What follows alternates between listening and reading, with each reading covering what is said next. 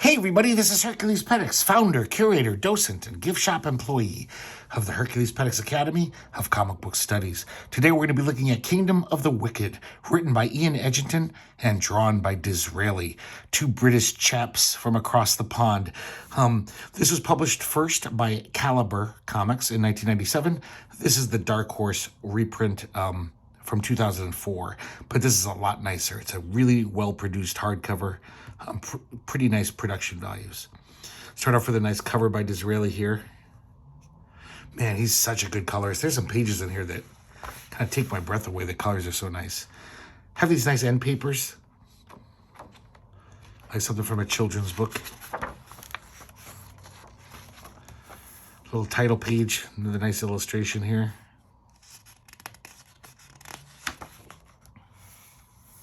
So we start off with a prologue. It's called Little Monsters. All of the prologue and all the chapters, the art on them is like as if it's from this children's book. And we'll see why in a second. So we're in this magical land called Castrovalva. And it's like something from a children's book. You know, everyone's happy. No one's mean. It's kind of zany and imaginative. But everything's just great there. It's like, you know, heaven on earth. We see these two kids, Wavy Davy Dolly and Tiny Tom Fishhead. And they love living in Castrovalva. They go dinosaur spotting, watch the chimps race their clockwork cows. They harvest babies from the family trees. They just love living in this happy, magical land. But one day they encounter this young kid, and he introduces himself. He says, "Hello, I'm a monster." And they're like, "Monsters are ugly and vile. You can't be a monster. And all the monsters we know live in the land under the bed. What are you doing here?" The boy says, "But you see, I'm ugly and vile on the inside."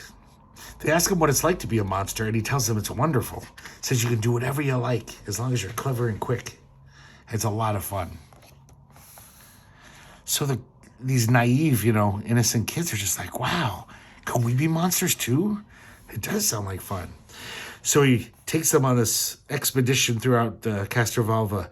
They put needles in baby's porridge, put acid in the morning milk, and razor blades in the apples at the grocer's cart. They blinded horses, boiled puppies, and turned cats into fiery streaks.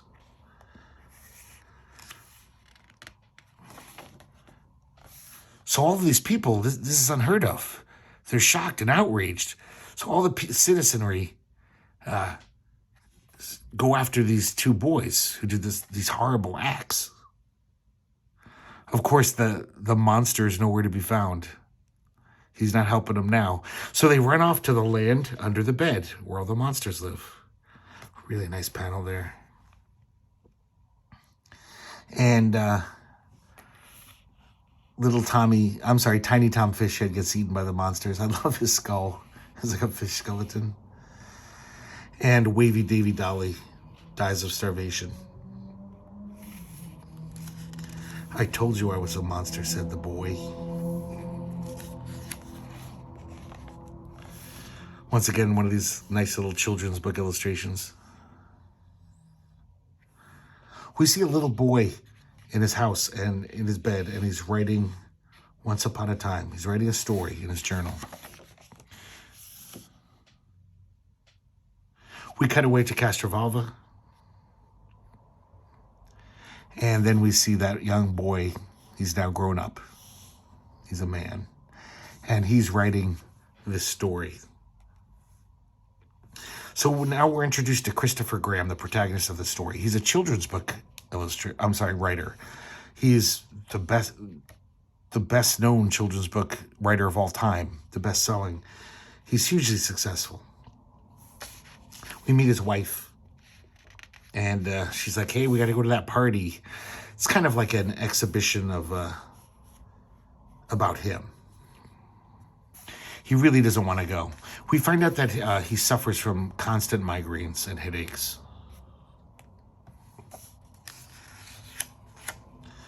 There's all these fatuous people there. He doesn't like anyone.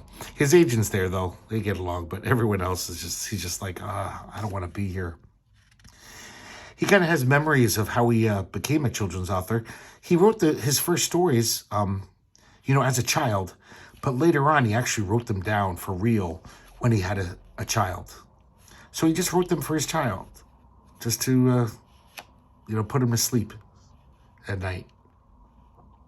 His wife sent them into a publisher. The publisher liked it, and that was the beginning of his success. He's in the bathroom, and all of a sudden he gets a migraine attack, a horrible one. I like how he uses this computer color to fuzz everything out, which is, from what I hear, how it looks when you get a horrible migraine. I've never had a migraine in my life. I'm very lucky. His agent runs in. He's collapsed on the floor. He wakes up at home in bed, and his wife says, "You've got to see the doctor." He falls asleep, but when he wakes up, he's in this weird place.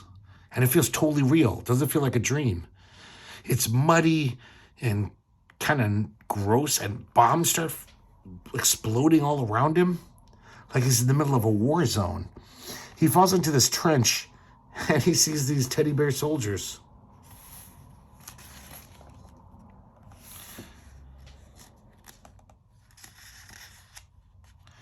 And they're talking about fighting this great dictator. They've been fighting him for years, and they're losing. They're not doing well. Christopher asks one of the teddy bears, he says, "What's your name?" He says, "Sergeant Fuzzbox, 4th Ursine Infantry." And he's like, "Don't you recognize me? It's me, Christopher." And he's like, he tears up. He's like, "Oh my God, young Chris, you've all grown up. I didn't recognize you." He tells him that ever since Chris left, because when Chris stopped coming to Castrovalva when he was a little boy, he grew up. His imagination decreased. He said ever since then, everything's gone to shit. Because that day, this little kid appeared. They even thought it was him. He looks exactly like him. But you could tell something was different. His eyes were cold, hard looking. So Christopher's friends take this kid in. And pretty soon, though, this kid starts doing all these misdeeds. Stealing stuff, playing these horrible pranks. But then they get worse. One day he feeds glass to Mrs. Miggin's prize flying pig. She gives him a hard spanking. And that night, her house burns down. When they try to rescue the family, all the windows are nailed shut and the doors are nailed shut. So they all burn to death.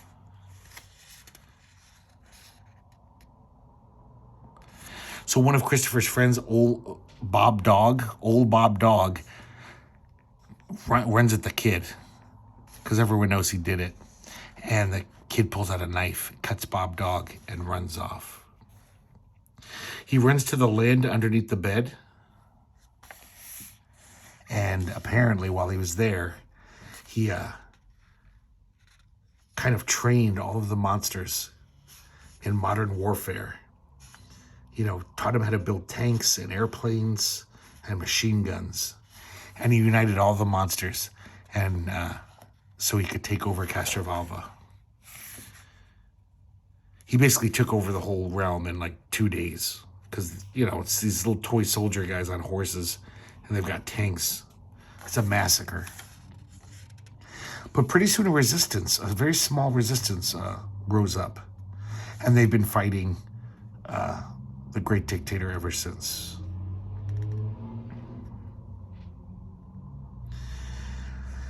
Fuzzbox says he reckons he's been playing this all along this time. And when he gets tired, he'll crush us like bugs.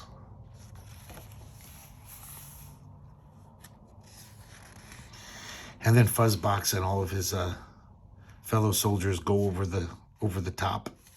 And they're just shot down mercilessly. Just like in World War I trench warfare, Christopher wakes up screaming. And he tells his wife about his dream. Well, nightmare. He runs to the attic, opens up a chest, and finds his old journals, his childhood toys and his journals. And he finds the passage where he writes about Fuzzbox. And he finds the teddy bear that inspired Fuzzbox, his childhood toy. And he hugs him, and he's crying. Really like that face there. Very effective. Man, I love these children's book illustrations. Like, I really wish these guys would make a children's book about Castrovalva.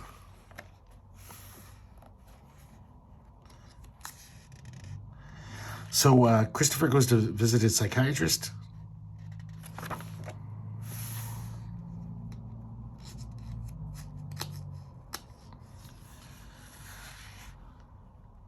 Tells him about his childhood, about creating Castrovalva. He started writing stories at his father's insistence. I guess he was a sickly kid, so he read a lot. And pretty soon there was nothing left to read. He read the whole library. So his father's like, well, write your own stories. And that's what he sets out to do. And then he slowly built Castrovalva into this very detailed realm. And he could visit anytime he wanted.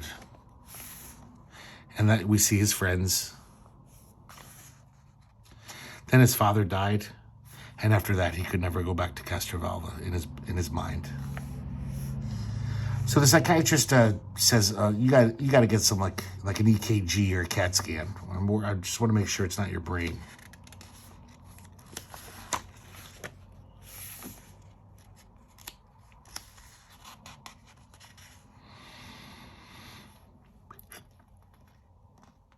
Such an interesting style he's got here.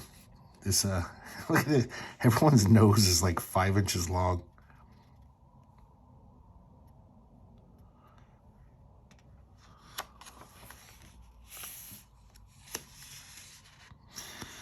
So that night he's watching TV, and it looks like it's like Bugs Bunny and Elmer Fudd knockoff here. The guy's wearing a hunter's cap. It's a talking rabbit. They come out of the TV while Christopher's dozing off. And when they come out of the TV, they're way more scary. The Elmer Fudd knockoff looks like, I don't know, some mutant, so diseased. And the rabbit turns into this very frightening monster. So he's back in Castrovalva. And he's searching through the horrible wasteland of, what Castrovalva has become. Everything's like worse now. Like, there was no bad people before, but now he's finding danger at every corner. He goes in this one place and he finds this giant pot and there's a head in it. And this guy comes up from behind him, hits him on the head with his shillelagh, and basically tells him, I'm going to cook you. I eat people. I love this, how he just has these little kids, like little corpses hanging from his back, I guess ready to cook later. Christopher takes off, thinks he eludes him for a while, but then these little waif kids start surrounding him, like, please help us. And when he says he can't help them, they start getting aggressive, and they all start attacking him. These little waif, I love the way they're drawn. It very much reminds me of something Chester Brown would draw, like something from Yummy Fur, the early issues. Really just very simple, but really creepy. So then the cannibal chef shows up. So now they're all chasing him. He's trying to escape. But I love the character design of this. It's a mugwump. Apparently mugwumps were the best chefs in Castrovalva because they had a refined sense of smell. That's why they have this huge honker,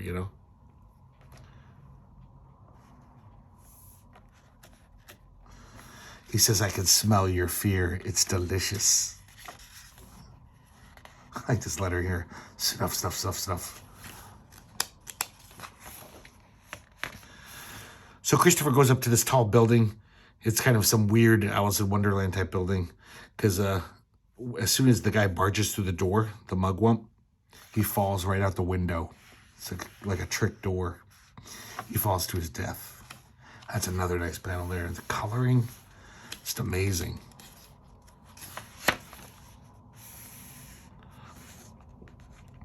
Picks up a newspaper, and it says, "The great dictator, our illustrious conqueror."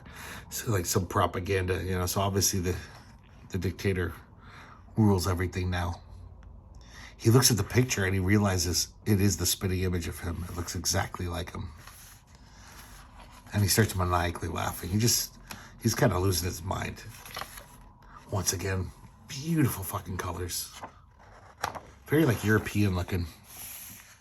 So he wakes up back in reality. And he gets in his car. He's got to run an errand. And he has one of his migraine attacks. Right as he's driving, he almost hits these two pedestrians, but he swerves away and crashes. He's unconscious at the wheel. And when he's unconscious at the wheel, the great dictator feels a little pain. So, you know, it's as if we haven't figured it out already. These two are very connected.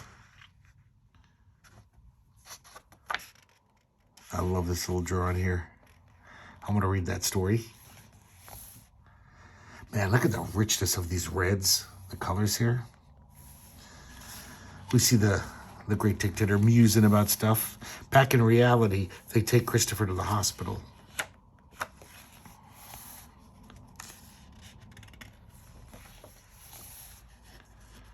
But in his mind, he's still in Castrovalva. He's kind of still stuck there. And it's kind of like behind the front lines, all the colonels and generals, you know, while the peons are out dying in the trenches, they're just in this beautiful tea room, just eating crumpets and having a great time. Just like in World War I, you know?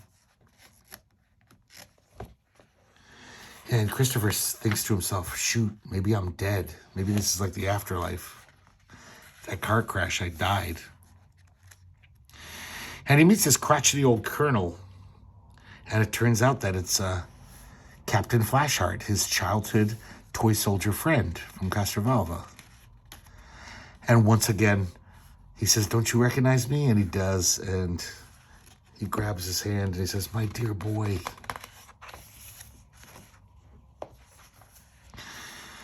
They find a quiet spot, and the captain tells him, well, he's a colonel now. The colonel tells him everything. What happened, how the war was lost, how the great dictator is basically toying with them all. He could obviously kill them all whenever he wanted, but it's like a game to him. He likes having these like victims to hurt. He's a total sadist.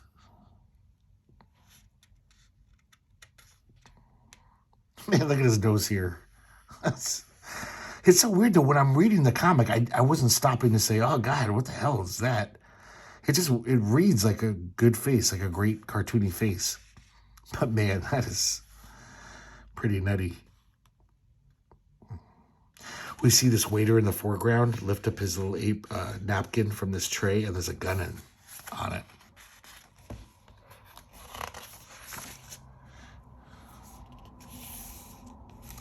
And he blows the colonel away and then shoots himself in the head.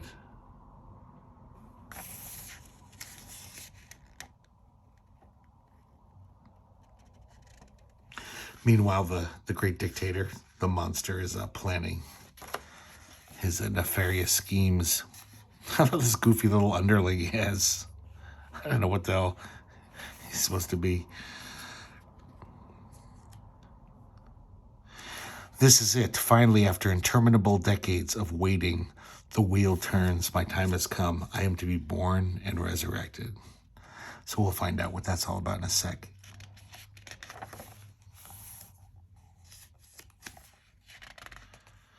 I guess there's a little bit of Castrovalva that's still beautiful, has been untouched by war.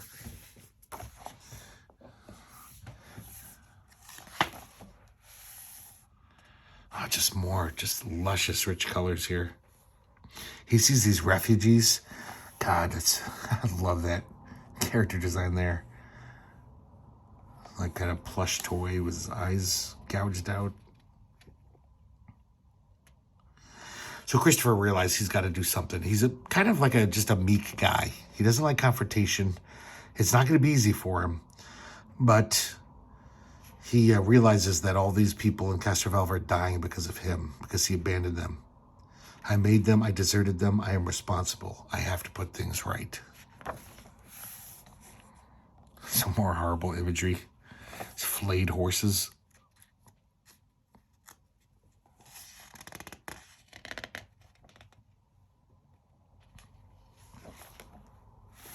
Meanwhile, back in reality, we see the doctors look at the x-ray of Christopher's head.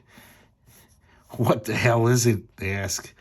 It looks like there's a little fucking fetus in his skull. And the other doctor says it's a twin. And Christopher finally meets the great dictator, who has just as insane a nose as Christopher does, since he's a spitting image of him. Chapter 4.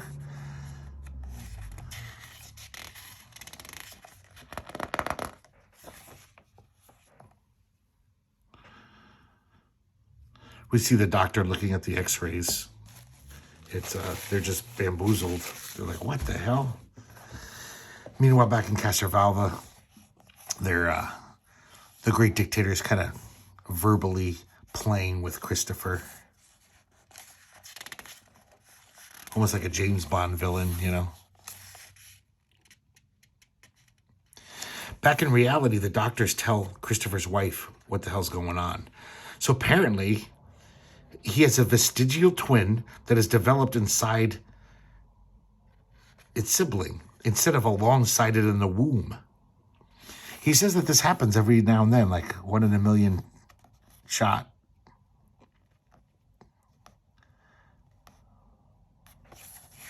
So that all this time, those headaches have been caused by this twin. The parasite is sustaining itself by drawing upon the resources of his body.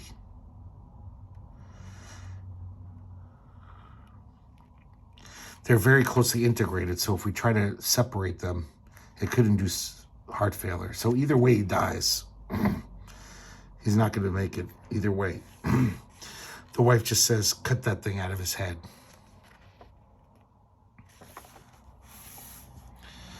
Meanwhile, back in Castrovalva,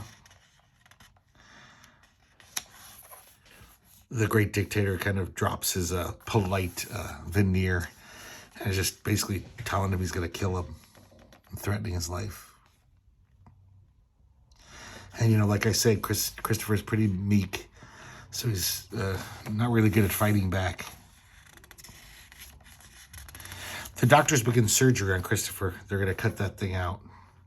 Once again, look at this deep, rich reds there. That's some amazing, beautiful colors.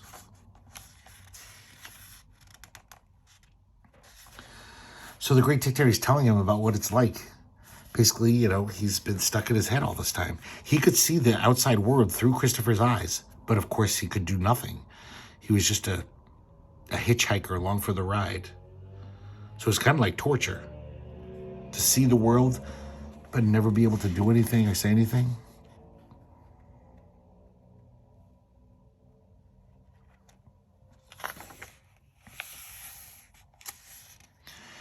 So he has every memory that Christopher has. He was there.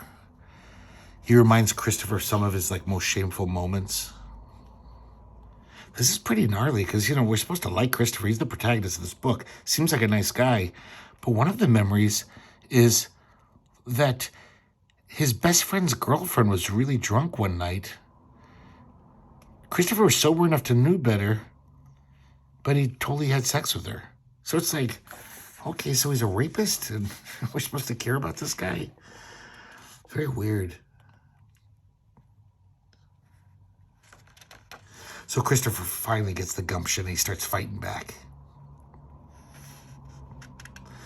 Back in reality, the EKG monitor is going crazy. It's gone haywire.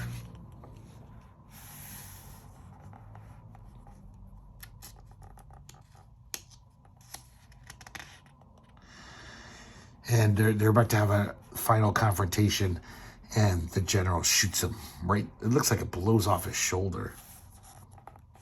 Right when that happens back in reality, Christopher starts convulsing.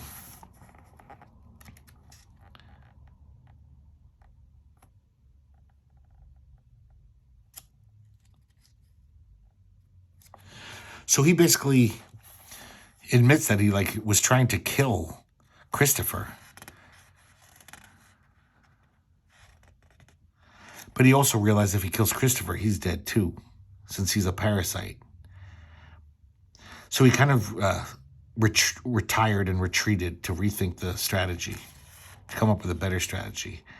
But then he discovered that while he was kind of looking at the outside world, Christopher had started building Castrovalva.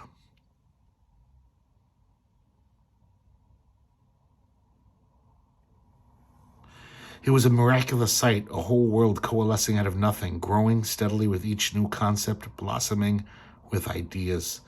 Every passing second, there was another wonder. A wellspring of creation from the mind of a child I despised. I knew that it had to be mine. So he wanted to take it from Christopher. He could have taken it then, but he wanted to play first. When he was that little kid, that evil little monster. It was really fun for him just to run around and cause havoc. So he point blank range, he shoots Christopher, and then the EKG flatlines. Or is it EEG? I don't know. Maybe it's different in England. Who knows? And Christopher gets up. He's got a giant hole in his chest. And the great dictator says, "Shouldn't you be dead?" And Christopher's like, "This is my mind. It's just about willpower. This is all in my head." So he once again assaults the great dictator. Once again, some really interesting, great colors here. Christopher says, "You reminded me. All of this is mine. I made it. Without me, it's nothing, and neither are you." And he lifts up this, I don't know if it's like a pipe or something, or candelabra, and he shatters reality. We see it broken like a mirror, and then there's just a void. Really like this panel right there. And I love this page. Christopher and his little twin floating in the void.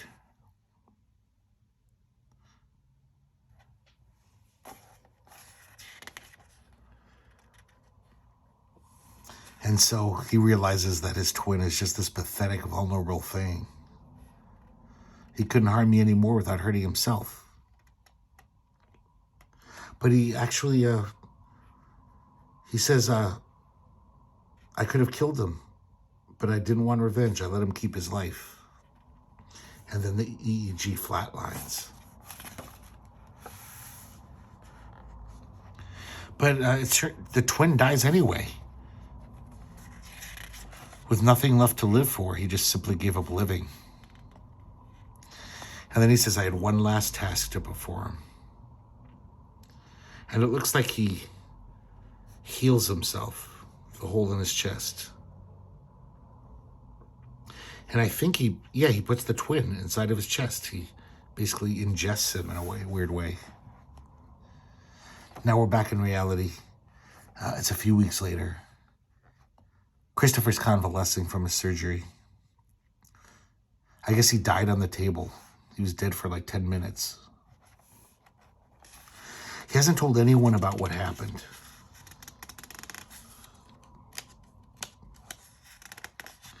So he decides to write a book about it, to get it out of his system. And the book is called Kingdom of the Wicked. It's an exploration of the past, a rediscovery, building a new truth from the fragments of the old. It's not the story, but it is a story. A story of skinned knees and summer sun, of boyhood, friendship, hope, and life, and above all, a second chance. It's a world where the only limits are of imagination, and the only certainty is a happy ending. And we see this, kind of fantasy. He's reunited with his twin. He's a normal boy, and they're running happily through Castrovalva to meet their friends. Man, Ian Edginton's a really good writer. Almost all the, all the captions, dialogue, just good stuff. I haven't read much of his stuff. I got to be honest, though, almost all those English guys are just better than writing than Americans. Just all those guys who came out of 2000 AD. Even the worst of them is like better than your average Marvel DC writer. So this is nice, a little bonus. They give us a little short story. I think this is like from 20 years ago. It was the first time that Ian Edginton teamed up with Disraeli. It's a silent black and white story called God's Little Acre. And I don't think I understand the story. It's very odd. But man, look at this art. Remember how I was saying how Disraeli has unique styles? You wouldn't even guess this is the same artist. But this is a great style too, even though it's totally different than the style he employs in this graphic novel. So we see this little guy out in space. He's in a spaceship. And the ship accepts this canister. The airlock takes it in, and it's this giant can of beans. He looks at it with dollar signs in his eyes, like, I don't know, he's going to make money off these beans. He's tempted by the devil with wealth. And the return address is Elysium Fields. So he sets course to there. And I only know this because in the introduction, Ian Edginton says this, but apparently this is God wearing a little cardigan sweater and a little cap. And his spaceship lands. And the guy comes out. And the can of beans is there. I don't know what the hell's going on. He takes some of the beans and plants them in these pots. And we see these flowers with these, they look like they're screaming faces. And this glorious music comes out of it. That's a really weird, interesting panel. And then the spaceship flies off. I don't know.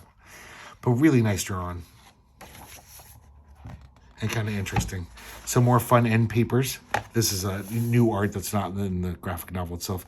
We see that Mogwomp back when he was a nice guy who's just a good chef, And we see all the characters from Castrovalva.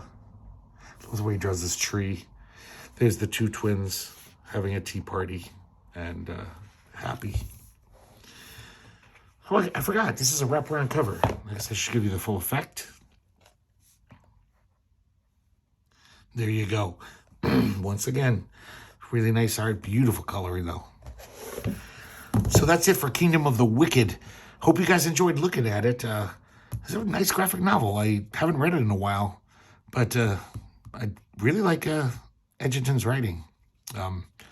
Definitely really humanistic, really good dialogue, and really just a fun concept. And I really like the art by Disraeli too. So that's it for tonight's video, guys. Thanks for watching, and I hope to see you next time here at the Herculespetix Academy of Comic Book Studies.